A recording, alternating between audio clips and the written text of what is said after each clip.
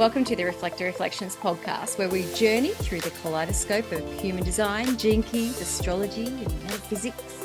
In this series, we're shining a spotlight on the inspiring voices of the human design community right here in the land down under. Together, we'll celebrate the incredible work they do while diving into how they experiment and navigate their unique designs. Today, I'm joined by the beautiful Emily Shine. Emily is a 3-5 manifesting generator with the right angle cross of consciousness. Emily is a professional kinesiologist. She's a human design reader and more, and teacher, a spiritual development mentor, and she's based on the Gold Coast here in Queensland. Emily is also one of our beautiful speakers at the 2025 Human Design Conference here in Kingscliff, and I am so excited for that. Welcome, beautiful human. Thank you so much for having me. I'm so excited to be speaking to you today. We've already been having a little bit of a chat offline, so I'm keen. I'm ready to go. We're like, it's always good to have a little natter to sort of feel comfortable. And you're having to hold your phone right now just so that we can get this sound.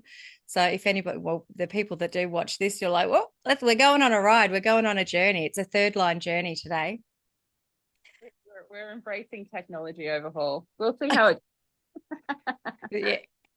Now, as we do, it's about you, and I really want to hear this journey that you've been on. So can you take us back? How did human design find you, or you find human design? Gosh, it's such an interesting journey for me.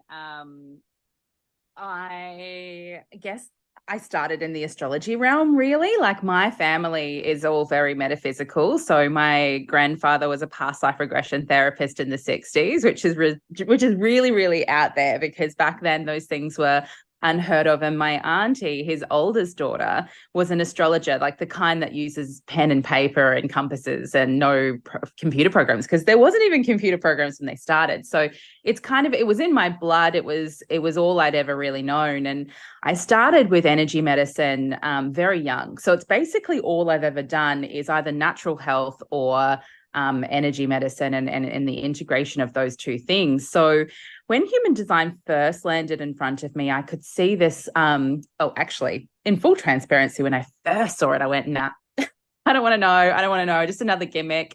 And it's funny how many people I've come across who have had that same reaction to it. And I've actually been able to go, hang on a second. I did exactly what you're doing. Just humor me and look at it. Because when I actually did look at it, I was like, wow, this is integrating literally everything that I have in my, in my toolkit into a modality that is just so coherent across all aspects. And being a Money-Gen, that's just everything that we're about, right? Like, we love to combine, we love to make things efficient by bringing more and more things together and blending. So that's what really kind of piqued my interest to begin with. But ultimately, the more I looked into this system, the more I understood that, we have this real amazing gift with human design of being able to have this permission piece on who we are. And I think that most of the resistance that comes up in our physical bodies and in our lives emotionally comes from resistance, comes from this place of trying to control our environment or who we are as a person. And I think when we really truly understand our chart, we have this ability then to surrender, because we know who we are and what we're here to do and how we function at our best, and we know who we're not. And so instead of trying to force ourselves to be this, perfect version of what society is asking us to do, we start to decondition. So that's ultimately what led me into human design. And then I decided to go and study human design through Karen Curry Parker.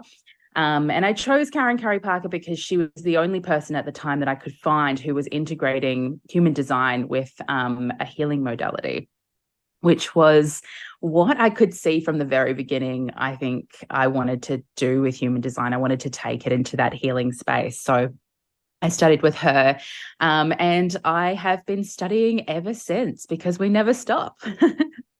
And it's interesting because I've spoken to quite a number of people about the entry from having a big astrological background or being very much in astrology, especially, I don't know if you were, just because of your family, coming into human design can be a little bit like, oh, talk about resistance there. It's like, well, how can I marry this up? Did you find that? Were you more astrology? Look, I did at first. I think I had that same resistance of why do we need human design when we have astrology? But I do believe that that's really without being, without offending anyone, I really think it's an ignorant view, because once you actually understand the system, you can see how it's so complementary to astrology and how it just builds on our understanding. Like it's like you can have a look at where your sun is in astrology, what house it falls into, what star sign it's under, and then you can go and find the gate and you can find the line that flavors it. And you've just got this layer upon layer of information. So it just gives us more depth of understanding. It's just more information. And I think if anyone's closed off to the prospect of more information in life, you're essentially missing out. But I guess that view probably does come from, having the incarnated cross that I do. Given that I have the cross of consciousness, it's really all about patterns are a huge thing for me. So, seeing patterns in people's body is what brought me to kinesiology, and seeing patterns in human design and astrology. I just love patterns and linking patterns up, and also having that view that knowledge is so powerful, and we look beyond the veil of what we can see in front of us. There is always more to discover, and keeping that open mind. So yeah, I definitely had that resistance just from ignorance, I believe. But once I understood what I was looking at, it was just like an addiction straight away. You were all in. Yeah. And when you discovered this, it comes up, oh, I'm a manifesting generator, and going down that route, how was that for you? And I just know from some people, when they find, oh, I'm a manifesting generator, I'm a generator, they go, oh, I'm just a generator. And I'm like, yo, how was that experience for you though, finding just that type? Isn't it funny how many people say that when they find out that they're a generator? They're like, oh no, I'm just common. um, I can honestly say I never felt that. I just felt really seen. I was like, oh, no wonder I'm so multifaceted. No wonder I sort of present as being, this ADHD type brain. It doesn't help that this is a whole nother conversation, but I do have a clinical diagnosis of ADHD. But, since looking at human design, I'm like, is it though? Is it, or is this just how we're designed? Because really, especially women, like we are really like manigens as just that is our brain. So I felt very seen and heard, and I looked at the other types and I'm like, well, I'm just definitely not those people.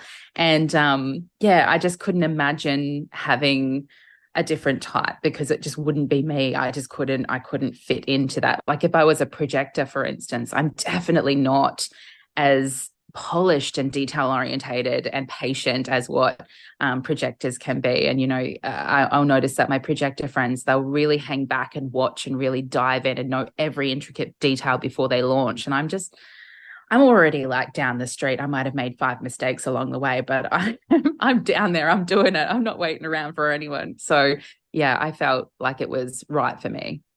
That's a beautiful gift of a 3-5, embracing their 3-5. It's interesting because with your chart, and when we're talking about manifesting generators, a lot of people in their early days of this, they associated a lot of manifesting generators with that 3420. You don't. You have the 515, which is going straight up the central channel. You literally have this direct looking. I've made it a habit of mine to not look at charts until just before I'm speaking, because I always like to pull out a few things and go, oh, the thing, that it's just that kind of surprise and delight for me. And I was just like, oh, so how's that kind of felt for you?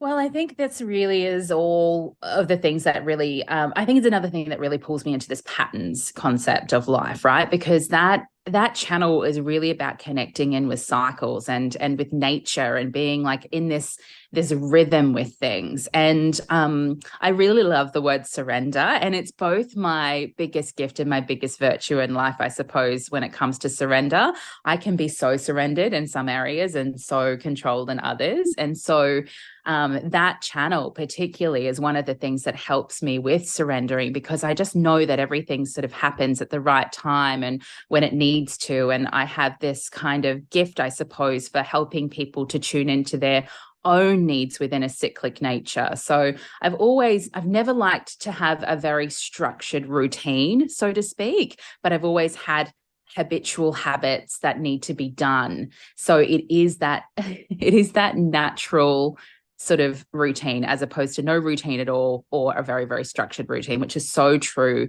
to that particular channel. So I feel it in my soul that that's kind of what makes me me, is when I need to start getting things done, or when I need to go about my day, I just know that things are going to happen at the exact time that they're going to happen within Emily time, and that will coincide with whatever else is going on around me energetically. Yeah. I just love that the more conversations we have in this space, we're innately always doing what's right for us. Yeah. And it's just getting out of our own damn way. Like, I've had some conversations with people lately, and they've said to me, Annie, do you think if I didn't even know human design, would I still be progressing my life this way? And it's a really good question, because I think you would, but maybe it would have taken you a bit longer. What do you think? Yeah, look, I would love to share this analogy with you that I came across recently. Life is like navigation, right? So we're always navigating through uncharted territory. And human design is like navigating that with a map. So if you don't have a map and you're navigating uncharted territory, you're more likely to get lost more often. Even if you finally make your way there, which you probably will inevitably, it's taken a lot more resistance. There's a lot more setbacks. There's a lot more confusion. If you have a map, it's the most efficient way to be able to discover that with the least amount of resistance and setbacks. And that's what I see human design as. And I would say that anyone who does readings regularly would have experienced doing readings for like elderly people or older people who have had a lot more life experience, and they are more likely to say, oh, I know that about myself. I know that about myself. So it is true. You are going to figure it out eventually. But imagine if you had this earlier on in the piece, and how much like trouble or resistance you could have avoided in that time. I wouldn't have listened. You put this in my face at 20 years old, I would have said, fuck that. Like, no, I wouldn't have. I would have been really interested, but I still would have done all of the crazy shit that I did. Yeah. And speaking of crazy shit, I suppose that brings us to, right, that profile, that 3-5, like the 3-5, most 3-5s I have in my life, oh, I love them because they are so magnetic. And it's because when they're sort of honoring who they are, they just live life through the beautiful experiences of life. Yeah. How was that? Like, looking into the profile then?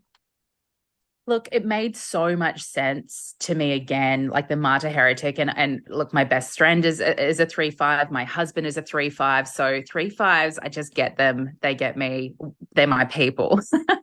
I had a really, really traumatic childhood. Like, I had a lot of stuff happen to me that would shake most people. And yet I just had this, and looking back on myself as a kid, as a young adolescent with all this trauma, I just had this unwavering sense of being able to take all these knocks in my stride, and then, I'm going to learn from something. And then I automatically needed to go help someone who was in the same situation. And I just have been doing this all my life. And I remember just before I found human design, actually thinking to myself, am I some kind of martyr? Am I just like putting myself through these situations so that I can then go help people? And then I found human design and read about what the 3-5 was here for. And I'm like, interesting that I've used that term, because that's exactly what we're here for.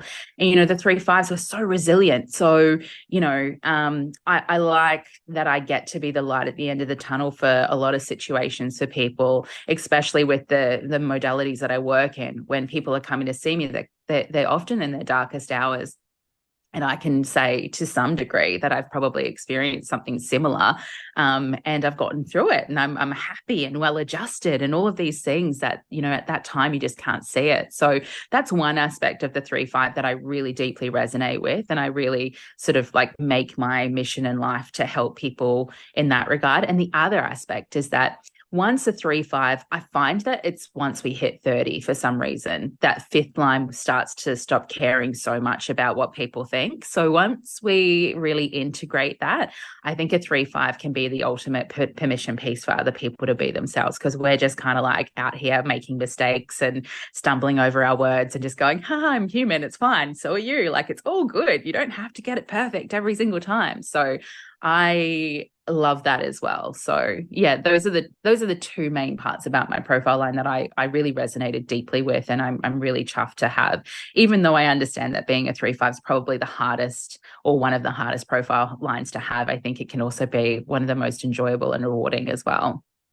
You know, it's interesting you say that about like even post 30. It's something that I've noticed within myself as I'm approaching 50, but in others that especially just kind of like six lines starting to go up on the roof, hitting that Uranus opposition, those kind of, there's all these, second Saturn return, first Saturn return, there's all these little markers that kind of shift.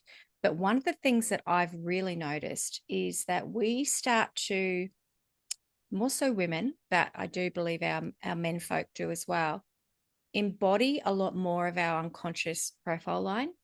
So I see that a lot with the 3-5s, that they're starting to, like, even though I have a conscious fifth line, I watch them stepping into more of that fifth line. As for me, it's like I'm stepping more into my first line and allowing my foundation to solidify a lot more. It's a very interesting. I'd love your take on that from, because you've worked with a lot of people as well. I haven't heard anyone put it that way, but as you say it, I'm like, that makes total sense to me personally, because around 30, that is when I sort of started to become, more embodied with who I am, and drop out of that people pleasing a little bit, which was definitely linked in with my Chiron. Like, the shadow of the 39 is very people pleasing, which is my Chiron. But my unconscious sun is 35, which again is very, like, even though it's the fifth line that's flavoring it, it's very trial and error based, and very like, I'm going to dip my toe in everything and do all the things and, love it. And I definitely think that amplified it, post 30 as well. So it makes a lot of sense that people are embodying their unconscious around that point in life. But I think also it's we do have a lot of things transiting, but it's also that time of the life where you've come out of, childhood, young adult, and you're ready to really understand who you are. So I think in general, it makes a lot of sense. Yeah, it's a big journey, life, isn't it? Like, when you look back, you're like, oh, no one can tell you that.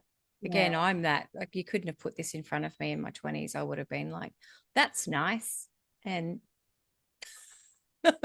even though I wish that I had that, sometimes I go, that journey of going back is always very interesting and healing for us. It can be quite confronting, isn't it? And I think human design, well, I feel for human design, for me, I'd love your share on this, of finding it, sitting in it, marinating in it for a little bit, but also taking yourself back to little Emily, the Emily that grew up, and navigating that, and sort of like putting some love and light into there of healing through those journeys.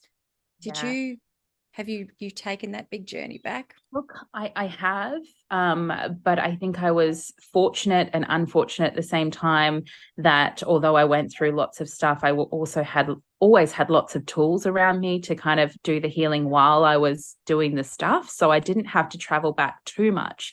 Like the first time I ever had past life regression when I was 5 years old. So, like, I've had a lot of that along the way. But I think also with like non-energy beings, is especially, that can be so triggering to go back into those spaces and really understand why you felt that way. And I think the feeling like, I don't necessarily, I mean, look, I'm speaking on behalf of the people I've had conversations with who are non-energy beings. I can't speak for everyone, but there's a general consensus that they didn't fit in. They didn't, make sense in this world as much as what was being conditioned by society. And that's because the generators were making the rules, essentially. 70% of the world was saying, do this. And there was, the rest of you going, but that doesn't work for us. So I think there's a deep sense of healing as a non-energy being to go back and feel understood a little bit more, and feel like there's a reason why you were doing things differently and why you needed things to be adjusted in a certain way. And I think even generators are going to feel a sense of that with human design.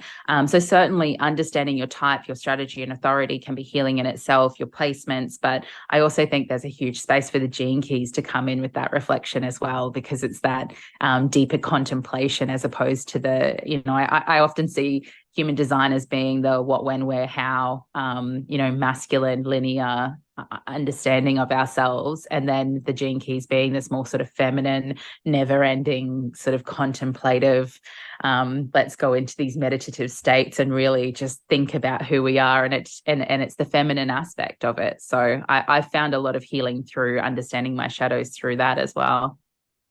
I can echo that wholeheartedly. And I was just feeling into that, like when you kind of got into using human design more, going, I want to learn more, I want to sort of train in this.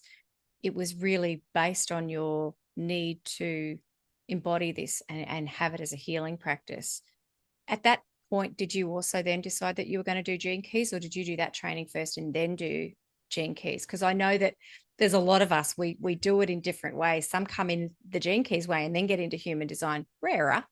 But most of us go I just need deeper contemplation here. Yeah, no, the gene keys came much later for me. And I had to be ready for them. I feel like I needed to be ready I was so tunnel vision with human design when I was in it. Like it was just everything and anything to me. And I think once I got to a point where I had really embodied my chart, I was ready to take that new step. And I think being a manager and being a 3/5, a lot of the ways in which we teach and we pass on information is by doing first. And so, as I'm going through my own stuff, I'm then like passing that information on to other people. And I wasn't ready for gene keys until I got to a place with my chart where I felt really confident with what I was doing and deconditioning what I needed to decondition. But I think I felt that the healing modalities really needed to come in because we talk in the spiritual community at large about time being a manifestation of human intelligence, and it doesn't really exist. And then, going through some of the human design things, with Ra and him talking about how it takes 7 years to decondition and, we need 7 years to embody this in 7 years. And I don't disagree. 7 is a really important number in a lot of spiritual things. So, I can see how that can be a thing, but I'm also like, do we have to wait that amount of time if time's not a real thing? Can we accelerate this in some way? Is there some way that we can even prioritize what needs to be deconditioned first? And I think that's where I could see that there needed to be a healing modality attached to it. Yeah, absolutely. And I'm seeing a lot more of that happening where people are really going, okay, well, let's branch, like let's look at this in relationship to what we're passionate about as business people, and using this as just another tool in our toolbox. I'm seeing so much of that. And it's not a deviation from the raw essence of human design. If anything, it's a complementary exercise of going, it's not just all about human design. It's about you as a whole person. That's why I love all of this work that people such as yourself are doing, because it's seeing people as whole people and going, how can we get there? I was having a little chuckle though. How can we get there faster? Tell me, how can we get to this deconditioning phase faster? I don't really want to wait 7 years. Like that's a long time. How can I shorten this? But it's also, I think, about taking it out of the mind and into the body, which is again a very sacral thing of me to say. But we can understand from a conscious perspective what we're reading and what we're understanding from our chart. But how do we then take it from that, conscious space into the subconscious, into the body? Because we can all attest to knowing that we have a belief system or a habit that we want to break, that we don't want to carry with us. And we know it's not right for us consciously, but we just can't break it. Why? It's because it's in the cells, it's in the body. And it's the same with human design. You can understand that this is the best way for you to operate based on your chart. But if you have that disconnect with being able to embody that, then where do you go from there? And that could cause more stress if you're sort of sitting there going, I know I'm meant to be like this, but I still can't make myself be like this because this conditioning is standing in the way and I can't understand how to unpack the conditioning. that's where I could really see as a practitioner that we could step in here and ask the body, hey, what is it that you need in order to reboot the computer, so to speak, so that you can decondition this aspect and bring in what you need. Oh, I love you speaking my language. I absolutely love that. Many years ago, when I was getting into my own healing world, I discovered the pre-verbal and prenatal, because obviously I work in birth spaces. And that for me was one of those, human design was one, actually, many, these massive moments in our life where we just go, oh, and, oh, it's like, the God angels' voices start like, oh my gosh, I found it, found this holy grail. But one of those was the prenatal and pre-verbal, not necessarily all trauma, but patterning that resides in our lived experience that we cannot verbalize, we cannot think, because we didn't have that function available. So it was just an absolute game changer for me in my personal experience of just going, wow, this is why this patterning has always played out, which I've never been able to outthink, can out-talk, can outdo. It's just there. And it's just like, okay, so I had to go and find it and feel, that's what they say, get out of the head, get into the body. But it's not as easy as that sometimes, because people don't have people to help them know how to do it, or not even how to do it, but where to go with it. Yeah. Look, I mean, as a kinesiologist, like for those of you who are listening and don't understand what that modality is, essentially what we're doing is we're using muscle testing as a biofeedback to connect with the body's intelligence. And so we can muscle test information, ask questions. This is not a psychic thing. We're literally asking questions and seeing a response from the body. And I've had people come in to me in the past who are grappling with these major issues around trust and abandonment. And they just, for the life of them, cannot figure out why they have this. They have no recollection of any issues in the past that should make them this way. And we have ended up muscle testing them and finding out that it started when they were going to kindy and their parents were going to work. Now, as an adult, our rational brain would say that's ridiculous. Every kid does that. There's no real reason why that would create abandonment issues moving forward. But for that particular child at that particular time, they were laying down neural feedbacks over the traumatic experience that they were feeling at that time. And as an adult, they've been trying to unpack it and they've got no idea where it's coming from. So that's why I really am super passionate about kinesiology just as much as I am about human design, because our body knows everything about us. It has the intelligence of everything that we have ever gone through in there. And then if we have this chart in front of us going, we're meant to be, operating in this way for our highest potential, but we can't for the life of us figure out why we don't fit into that. It could be because there's some kind of conditioning or experience that is completely not even conscious to us. And so until we are able to uncover that, it's very difficult to move forward, and it can feel like a lot of resistance, or like you're going around in circles and you're trying everything and you can't get there. So yeah, that made a lot of sense to me to see them sort of side by side. One of the biggest teachers, I don't know, it's said a lot, but is our children, in that you watch kids be kids and through the lens of human design. So I've done two different types of parenting. I've got two olders where I had no clue. I did have a clue about parenting, but I had no clue about human design or these kind of things. Whereas my current children, they're raised by, through the lens of human design, and watching them, which you as a mum would know as well. We're watching them live their lives. We're watching them actually physically move to things that align with them. So the body speaks. And I love that about kinesiology of, us even tapping into learning how to honor the subtle signs of our movement. I watch my son especially, and how his body moves. And it's just like, oh, that was a yes. But then he might even, and now he's only 7, he might go, oh no. But it's like, I watched your body say yes. I don't say that to him, but I notice it. And I'm like, isn't that interesting? And how we do that. human design for kids is the best thing that ever happened to parenting, not just for the children in a sense that you can sort of move with them and allow them to be themselves, but also for the parents, like to have that understanding of why your child is doing what they're doing. Again, go back to surrender, helps you to surrender into the parenting that that child needs to have. I have three.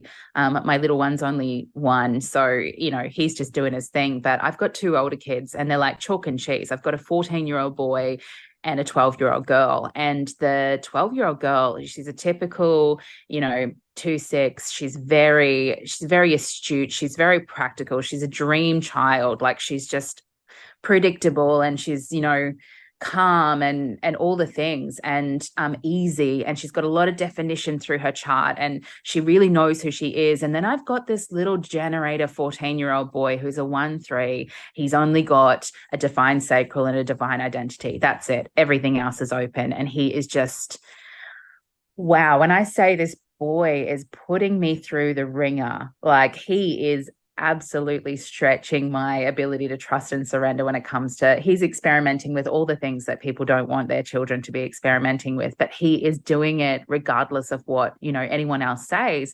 And as much as that is difficult as a parent to deal with, incredibly difficult, understanding his chart and understanding that I could just scream until my face turns blue to say don't choose those options, go down this one instead. He's not going to do it because he's a 1-3. He needs to figure it out for himself, implement it, go, that works for me. Actually, that was a terrible idea, and then move forward. So I think not just for the kids, but for the parents, understanding your children helps you in so many different ways, helps you to help them learn, helps you to help, understand why they do the things that they're doing, whether they're good, bad, or otherwise. And yeah, I just think that's a whole other conversation that we could spend a lot of time on. I'm so grateful for it. Yeah. Yeah, it doesn't make it any easier sometimes as parents, but I feel you there. It's just like you can, not only does it gift us the permission slip for ourselves, but it also goes, okay, I need to release the control. Yep, you've survived, you're good, but this is also your journey. And that's how I felt as a parent too, even with my older children coming into this later of going, there's certain things that I probably tried to control in your life as a parent. And now I'm like, I understand, I can see you more clearly now than ever before. And all righty, I'll just sit back and when you need me, you can come.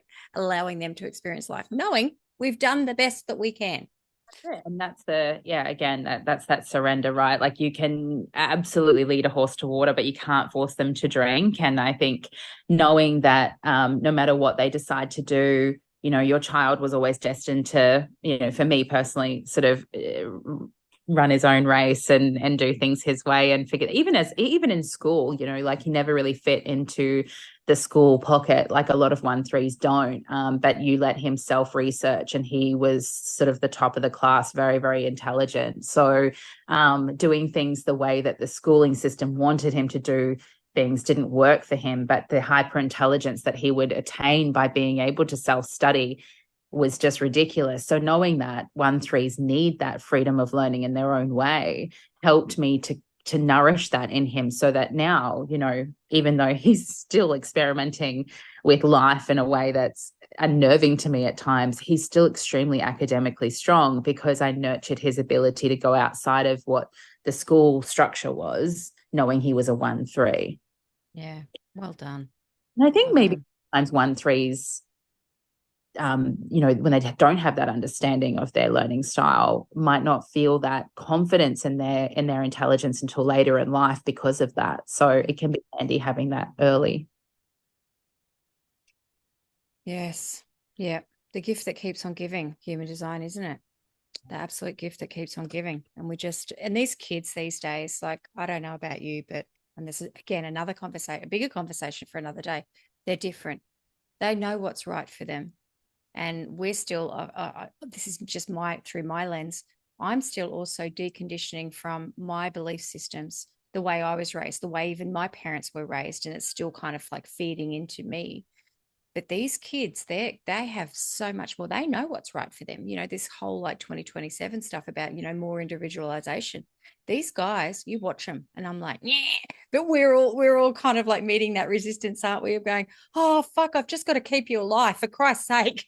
You know my opinion of what I think it is that there's so much less fear. There is so much less fear of like consequence and construct than what we were all terrified of our parents at some point when we were growing up. Like we would never put a foot out of line because we were like the consequences. And these days, because of the evolution of human beings knowing that it's not the best way to potentially like pummel someone into the ground, which is essentially the conditioning process, right? And giving kids the freedom to express who they are, that lack of fear is giving them full permission to just go out there and do exactly what they want to do in order to find out who they are. Now, sometimes with certain kids, that's an amazing gift. That's an amazing thing that they get to be able to do for themselves. Other children who perhaps may have a lot more learning to do through, it can be a bit of a rocky ride, like because and we've seen a lot of youth crime increasing and things like that because it's gone too far the other way, I think, in some respects. But I do think it all bottles down to there's so much more autonomy and so much more freedom given to our children, so there's so much less fear of consequence, and they're just able to really experiment from the beginning, opposed to once they become adults and go, now it's time for me to experiment with my incarnation and with my chart. Yeah, well, very well said. Thank you for sharing that. Let's take us into now where you went. So you thought, I want to train, I want to do more. At what point did you bring it into your business from the get-go? How did that kind of feel through that evolution of your business and bringing human design in? I brought it in shortly before COVID, and it was a very easy, seamless transition for me. I had been doing so, although I was predominantly doing energy healing work, kinesiology, Reiki, things like that. I also have a big intuitive background. So I used to do a lot of intuitive readings, and that's where my business really launched from, because at that time, we're going 15 years ago now. The spiritual community in the spiritual world was not as vastly known as what it is today. And so people didn't know that much about energy work. They knew a lot about going to a psychic. They knew a lot about going and getting a reading done. And so that part of my business was booming, because that's where people would almost get introduced into these spaces of there's more out there that we can utilize from an esoteric perspective.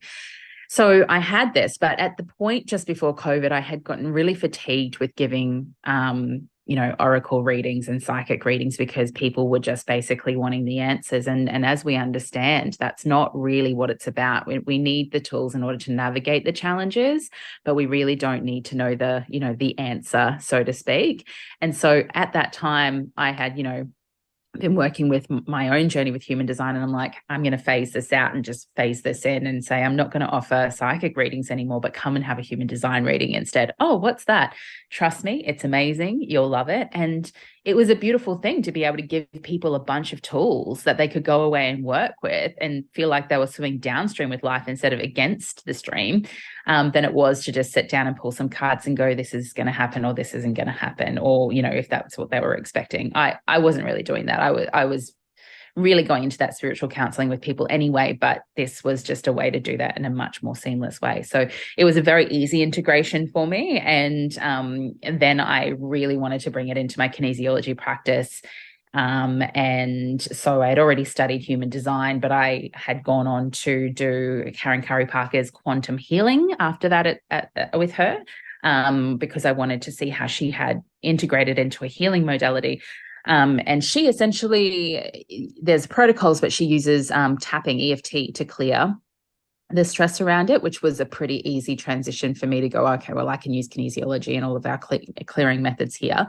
And I'm going to just start writing some protocols around how these all link up to the meridian systems. And very complex kind of time for me to work it all out, but loved it, loved doing it. So yeah, it was a bit of a process, but it was a seamless process. Yeah.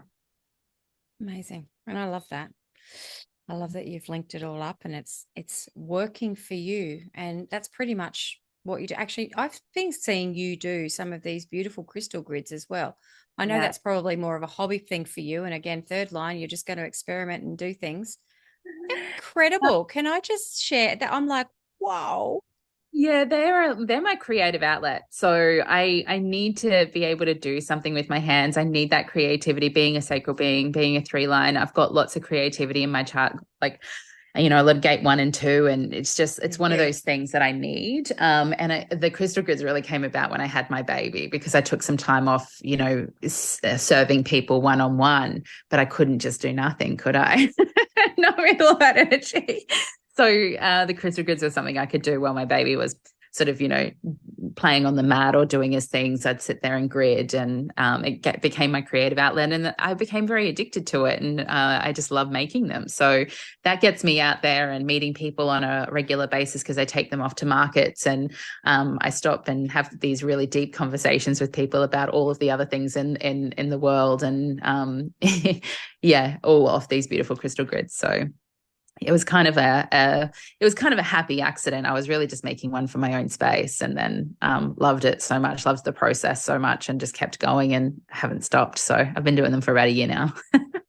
I love how it just bridges everything about you from what I've seen. It's just one of those, again, additional little, as you said, it's a creative flow.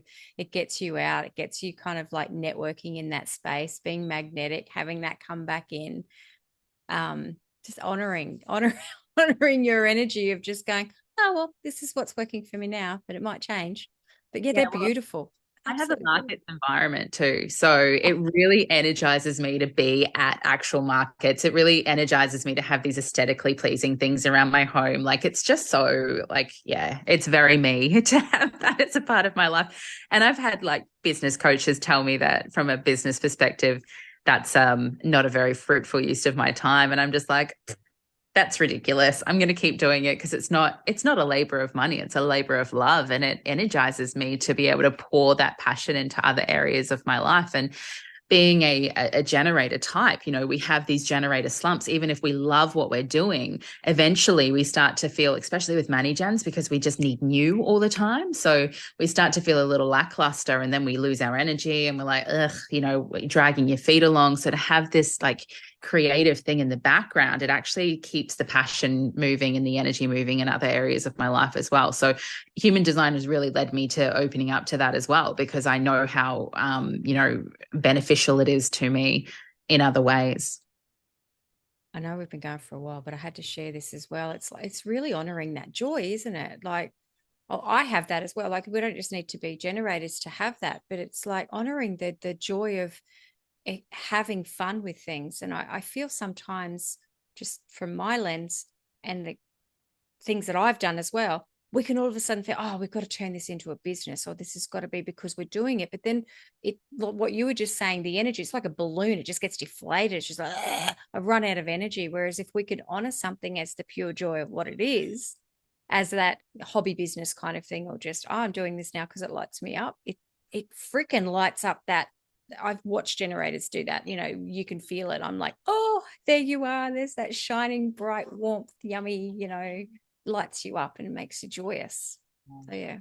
Absolutely. And the more magnetic you are, the more your business is going to thrive anyway. So even if it's not a direct income stream from a business perspective, it's indirect. It pumps up things in such a large respect. And I think, we're going to potentially touch base on some of those types of things at the conference coming up too, how we can like really use that magnetism and confidence to fuel our creative pursuits in life. So yeah, I'm all for it. It's one of my favorite things to do, and I just am addicted to it. They're beautiful. Thank So you. beautiful.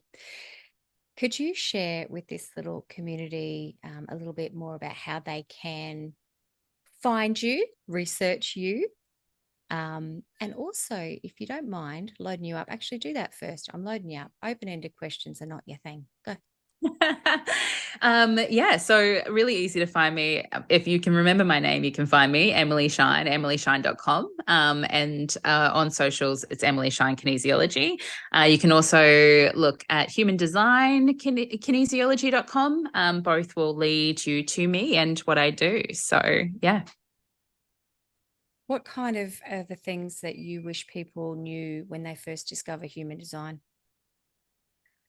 Okay, so there's a few things. First of all, not to take everything in such a dogmatic way, to allow yourself to experience and experiment with the modality to know how that looks for you. I think that I've seen specifically, I want to, this is potentially, yeah, this is a big one for projectors. I see a lot of projectors have a reading and get told to wait for an invitation, and they stop doing everything in their life and wait for an invitation, literally, to do everything. And then that can sometimes cause them a bit of harm. So, I've always said, when you are looking at from a perspective of an invitation, there are unspoken invitations. You look deeper into it. So that's an example of how sometimes you can take things in human design really dogmatically, and they can become a problem. And I think that that's the kickback we see a lot in society around human design. They're like, oh, it's not there to tell you what to do. It's there to help you navigate. So that's a big, big, big one. And the second one, and the most important one, is have fun with it and use it as a permission piece to be you. Beautiful. I love that. Yeah. And thank you for being you. And thank you for gifting me with your time, holding your phone out for this long. How long have we been going? Yeah. Oh my gosh, you've done so well. Your arms for days. Don't need to go to the gym today. You'll be right. No, thank you so much for having me on and having me a part of the conference. I'm really looking forward to that as well. And yeah, I could speak to you for days. So it's been a really great conversation. I've really enjoyed it. Thank you so much for being here. All right. And maybe part 2, part 3, part 4. You never know where we go. Thank you so much, beautiful soul. You enjoy your day.